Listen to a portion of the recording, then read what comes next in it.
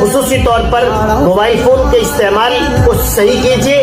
جب آپ بازاروں سے گزریں تو نظروں کا استعمال صحیح کیجیے, اور اس سے زیادہ جو فحش حرکتیں ہو سکتی ہیں ان سے اپنے آپ کو بچائیے.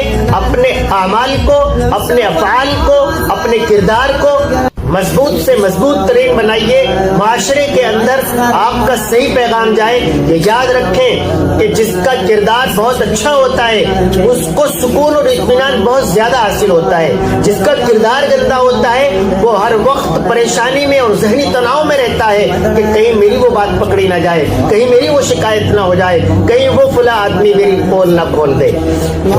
اللہ تبارک و تعالی ہم سب کو عمل کرنے کی توفیق عطا فرمائے. وآخر دعوانا الحمدللہ. سيد السر وخوك بهالي يمسوا يا الله كرا سلطان